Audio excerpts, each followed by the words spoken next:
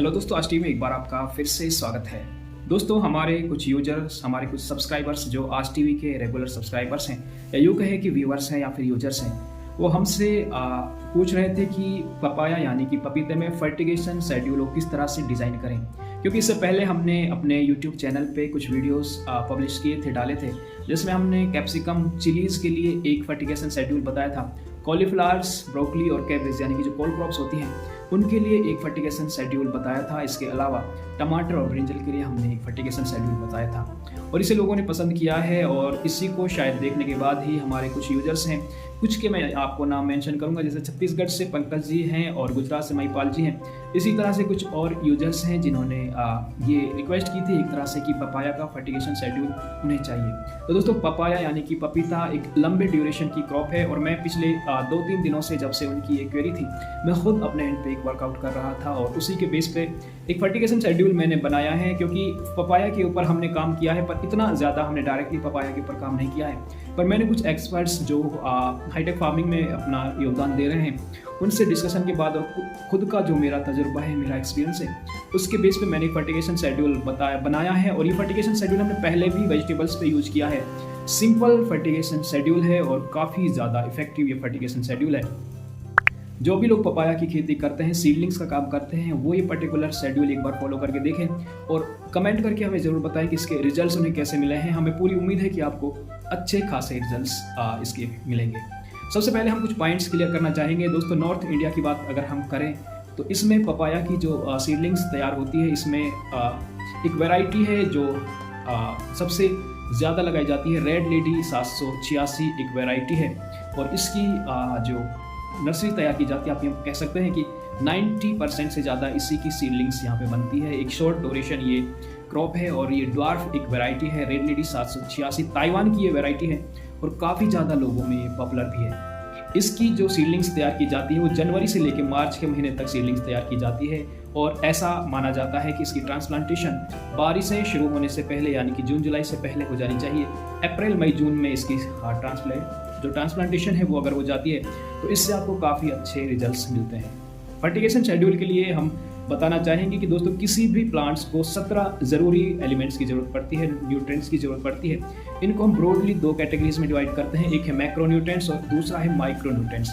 Macronutrients को हम थोड़ा सा और डिवाइड करेंगे और इनको प्राइमरी मैक्रोन्यूट्रिएंट्स जैसे कि नाइट्रोजन, फॉस्फोरस और पोटेशियम में हम डिवाइड करते हैं और सेकेंडरी मैक्रोन्यूट्रिएंट्स में हम सल्फर, मैग्नीशियम और कैल्शियम को रखते हैं। इसके अलावा हमारे माइक्रोन्यूट्रिएंट्स बचते हैं जिनकी प्लांट्स को ज़रूरत ऐसे तो कम होती है, पर इनकी भी प्लांट्स को ज़रूरत होती है, क्योंकि इनकी अगर एक बार डेफिशिएंसी आ जाए तो इन्हें रेक्टिफाई करना या दूर करना काफ़ी ज़्यादा मुश्किल होता है। तो दोस्तों, ये फर्टिगेशन शेड्यूल को हम 3 सॉल्यूशंस की फॉर्म में बताएंगे। सॉल्यूशन 1, ध्यान से आप इसको नोट करें और आप इसको कहीं पे भी इस वीडियो को सेव करके रख सकते हैं। सॉल्यूशन 1 जो आप लेंगे, ये तीनों सॉल्यूशन जो बनेंगे ये आपके पानी के इलेक्ट्रिकल कंडक्टिविटी यानी कि इसी लेवल को ध्यान में रखते हुए बनाया गया है। अगर आपके पानी की इलेक्ट्रिकल कंडक्टिविटी 1 के आसपास है या फिर 1 के नीचे है तो आप ये डोजेज यूज कर सकते हैं।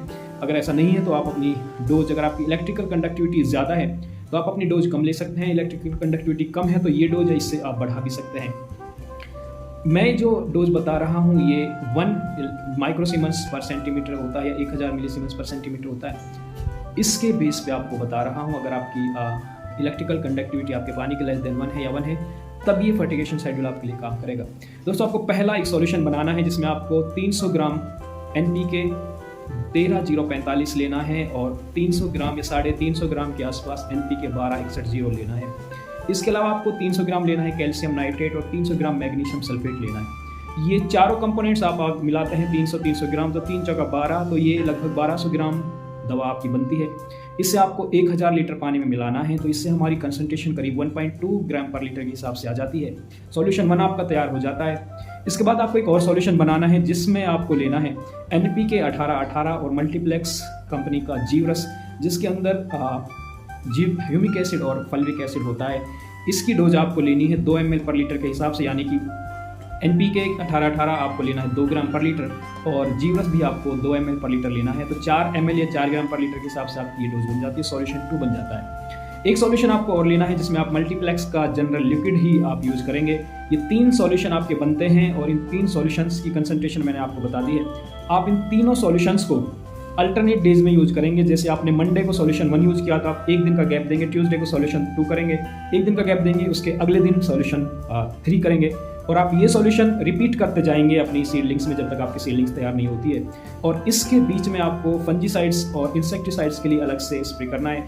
फंजीसाइड से डैम्पिंग ऑफ पपाया में काफ़ी ज़्यादा आती है और पपाया में सकिंग पेस्ट जैसे कि वाइट फ्लाई, थ्रिप्स और एफिड या फिर माइट्स भी कभी कभी देखने को मिलती हैं। और नई जो कॉपलें होती हैं, जो न्यू लीव्स होती हैं उसके अंदर, पर सबसे ज़्यादा आपको वाइट फ्लाई परेशान करेगी। जैसे ही फरवरी का टाइम आता है, टेम्परेचर हल्का सा बढ़ना शुरू होता है तो सकिंग पेस्ट का अटैक इसमें बढ़ जाता है। तो आपको इसके लिए इमिडाक्लोपिड या फिर नीम ऑयल यूज़ करना है या फिर और डेलीकेट्स वगैरह आप इस्तेमाल कर सकते हैं। सुंडी वाले इंसेक्ट या आप कह सकते हैं कि लार्वा या फिर बाइटिंग या च्यूइंग टाइप के इंसेक्ट्स हार्डली ही पपाया में आते हैं।